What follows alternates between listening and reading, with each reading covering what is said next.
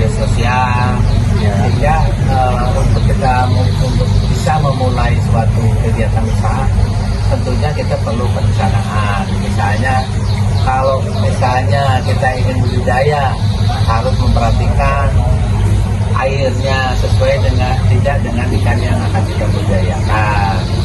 Terus apakah untuk makannya itu, sumber makannya itu mudah dicari gitu ya, karena untuk budidaya ikan hias sumber makan yang tidak terlalu mengeluarkan uang banyak adalah dari alam sendiri, misalnya cacing, butuh air. Selanjutnya nih Pak, bagaimana cara Bapak menentukan jumlah produksi benih ikan hias? Menentukan jumlah tergantung. Kalau kita ingin mendapatkan anakan atau berayakan skala banyak, otomatis indukannya harus banyak. Nah, terus kemampuan aset kita atau kemampuan tempat kita gitu loh, misalnya berapa kolam yang kita punya, berapa akuarium, nah itu disesuaikan dengan indukan yang akan kita jadikan sumber berkembang biaknya ikan gitu loh misalnya. Selanjutnya, bagaimana kondisi pasar ikan hias di daerah ini? Kondisinya biasa-biasa saja, artinya memang di pasar ini kurang promosi, kalah dibandingkan dengan pasar Jatinegara, pasar Parung. Padahal pasar di sini dibuat oleh Pemda, di label adalah promosi ikan hias, tapi Pemda sendiri tidak secara masif untuk mempromosikan ini, sehingga peminatnya lambat gitu loh, dibandingkan dengan pasar hias yang sudah ada di Jatinegara. Apa kendala yang sering dihadapi dalam perencanaan usaha pembenihan ikan mas? Perencanaan yang kendala dalam perencanaan ya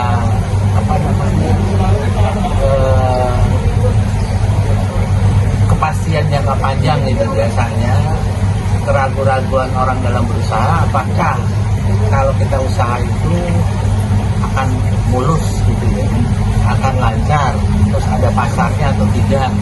Nah makanya segi perencanaan adalah yang diutamakan. Perencanaan itu lebih secara teori kita harus mempelajari sampai mulai budidaya ikan beraya sampai bisa siap jual. Nah itu yang perlu perencanaan yang matang supaya kita usaha walaupun dengan modal seminimal mungkin tidak rugi. Selanjutnya, mengapa Bapak memilih lokasi ini untuk usaha pembenihan ikan hias? Lokasi ini memang disediakan oleh pemerintah daerah untuk masyarakat khususnya ya di Kota Bekasi yang berusaha budidaya ikan hias, ada tempat pasarnya gitu, hingga pemerintah memberi kesempatan bagi para pembudidaya ikan untuk melakukan penjualannya di lokasi ini. Ya karena kita disediakan oleh pemerintah, ya kita coba-coba. Dan alhamdulillah ya sebagian jalan, tapi sebagian juga yang kurang perencanaan ya ada mati juga. Bagaimana kondisi lingkungan memengaruhi pembenihan ikan hias?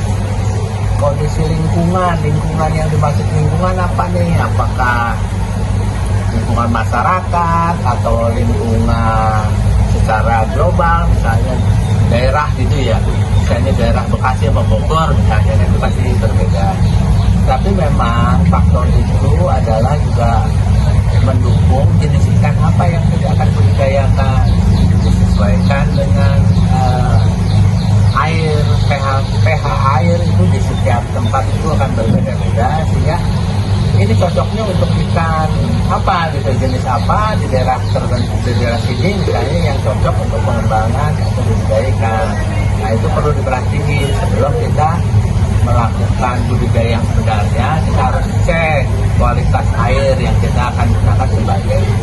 tempat hidupnya ikan gitu. Alat dan bahan apa saja yang digunakan dalam proses pembenihan ikan hias? Alat dan bahan biasanya kalau petani dia akan menyiapkan wadah tersendiri untuk ikan itu bertelur. Tapi kalau jenis-jenis yang beranak ya dipisahkan, itu indukan yang sudah siap mengeluarkan anaknya. Nah, kita berarti perlu tempat-tempat yang khusus lah, artinya tidak tercampur dengan ikan-ikan yang lain, sehingga hasilnya akan mudah kita pijak, kita pilih, kita tempatkan agar lebih sehat untuk bisa sampai siap jual. Bagaimana proses pembenihan ikan hias dari pemijahan hingga panen? Prosesnya panjang, tapi biasanya budidaya ikan itu jarang sekali dilakukan dari pembenihan sampai besar terjual. Nah, itu biasanya ada punya tahapan. Ada kalau misalnya di jenis-jenis ikan tertentu, kayak ikan konsumsi, ada hanya untuk memijahkan saja, bertelur sampai jadi belayar. Setelah itu dilempar ke tempat lain untuk yang pembesaran. Setelah pembesaran dijual untuk skala pembesaran lagi yang lebih besar, baru di tingkat pemasaran. Itu tahapan. Jarang sekali yang ada A sampai Z, karena makan waktunya itu lama. Misalnya kalau kita hanya bisa berayak itu misalnya temponya 2 bulan atau sebulan, tapi kita bisa panen, kita jual. Nah, orang kan membesarkan ukuran tertentu, dia bisa jual lagi, dia bisa angkat lagi tempat yang lain, sehingga sampai ke konsumen. Ya, kita pilih, kita tempatkan agar lebih sehat untuk bisa sampai siap jual. Bagaimana proses pembenihan ikan hias dari pemijahan hingga panen? Prosesnya panjang, tapi biasanya budidaya ikan itu jarang sekali dilakukan dari pembenihan sampai besar terjual. Nah, itu biasanya ada punya tahapan.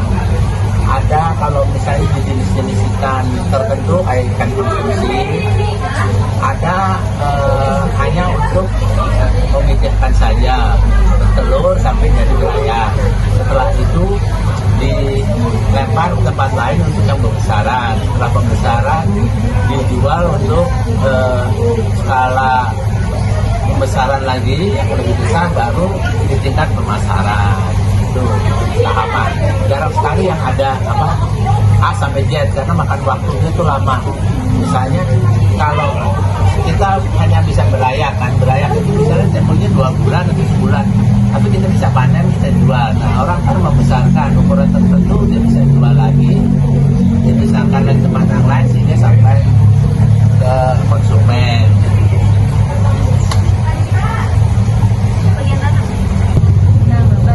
Saya mau nanya untuk promosi usaha pembenihan ikan. Jadi apa sih yang dimaksud dengan promosi ikan menurut Bapak dalam usaha ikan? Kalau promosi sekarang itu lebih mudah dibandingkan 10 tahun belakang lah. Karena sekarang ini sudah ada media sosial, bisa melalui TikTok, bisa melalui Facebook, bisa Instagram, bisa YouTube gitu ya. Itu promosi. Biasanya yang kita lakukan adalah kita merekam ikan itu, terus kita upload. Itu promosi yang kita lakukan.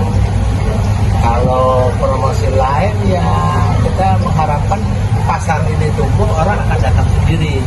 Kalau pasar ini sudah banyak orang tahu, oh di sana ada tempat pusat promosi ikan hias, jual ikan hias, nah, mungkin itu akan datang. Lalu tujuan apa yang ingin dicapai dari kegiatan promosi ikan hias?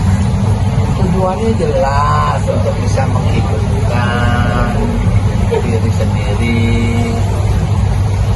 istri dan anak, gitu ya. Dan karena ikan itu mata rantai, gitu ya, tidak ada penjual ikan itu monopoli, pasti mata rantai. Contohnya gini, saya jual ikan, tapi beli pakannya kan dari petani yang bukan ikan, hanya mencari kutu air, mencari cacing, misalnya.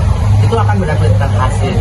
Samping misalnya dari petani dikirim, nah terus juga ada peralatan pasti akan mendapatkan keuntungan dari peralatan bagi yang buat peralatan, misalnya akuarium, rak dan sebagainya. Lalu strategi promosi apa saja yang digunakan untuk menarik pembeli? Strateginya kita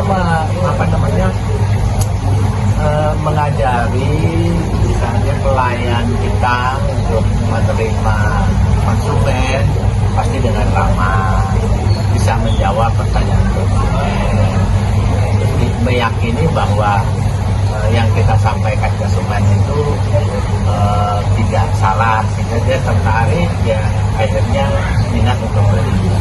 Kedua ya promosi tadi melalui media sosial. Nah, terakhir nih Pak, apakah promosi dilakukan secara langsung atau melalui media sosial? Biasanya Bapak? Dua-duanya. Dua-duanya. Kalau kebetulan ada yang datang terus dia tanya-tanya, ya kita layani dengan baik. Ya selebihnya ya coba kita posting ikan tuh, kita upload ke media sosial. Berarti toko ini udah punya media sosial tersendiri? Secara langsung tidak, kan baru belajar. Makanya dengan adik-adik ini sekaligus mendapatkan ilmu, terus pasti kan akan coba melepas ke mana ya, dari tajam ke mana, sehingga akan tahu, oh di sana ada ikan, oh itu di mana tuh pondok ikannya, makanya mau main. Saya bersyukur juga ada adik-adik yang adik-adik dapat tugas dari sekolah, artinya bisa membantu kami juga selaku saja. Nah Bapak, sekarang saya mau nanya untuk promosi usaha pemilihan ikan.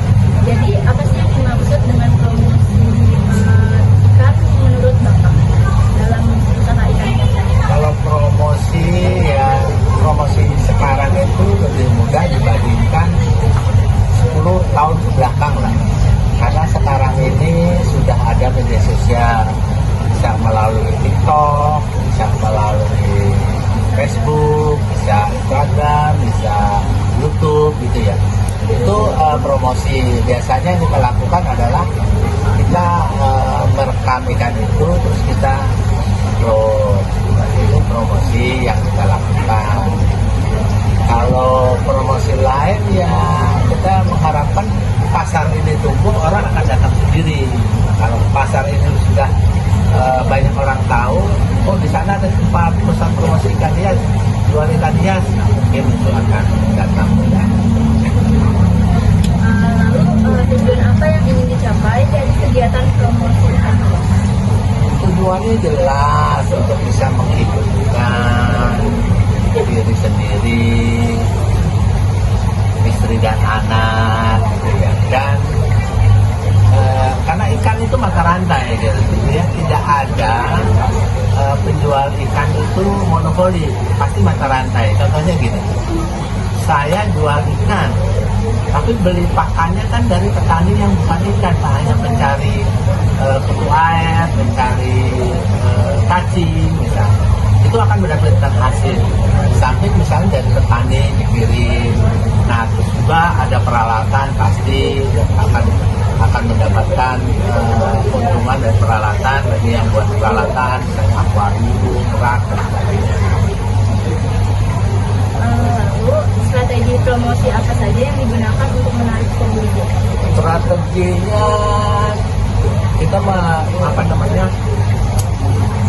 mengajari misalnya pelayan kita untuk menerima konsumen pasti dengan ramah, bisa menjawab pertanyaan konsumen, meyakini bahwa yang kita sampaikan ke Sumen itu tidak salah, sehingga dia tertarik, ya akhirnya minat untuk beli.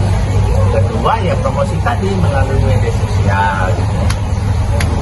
Nah, terakhir nih Pak, apakah promosi dilakukan secara langsung atau melalui media sosial? Biasanya Bapak? Dua-duanya. Dua-duanya.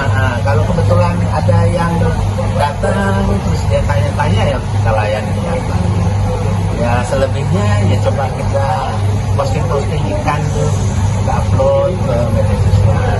Berarti toko ini udah punya media sosial tersendiri gitu ya?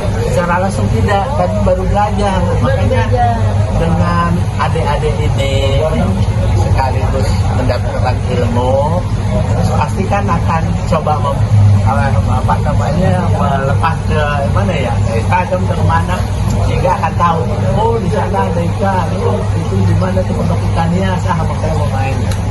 Saya bersyukur juga ada adik-adik yang adik-adik dapat tugas dari sekolah, artinya bisa membantu kami juga selaku pedagang. Karena udah selesai, terima kasih Bapak atas waktunya untuk menjawab pertanyaan dari kita. Semoga nanti dengan adanya wawancara ini kita bisa ngambil pelajaran, dan semoga makin ramai juga peminatnya di ikan ini.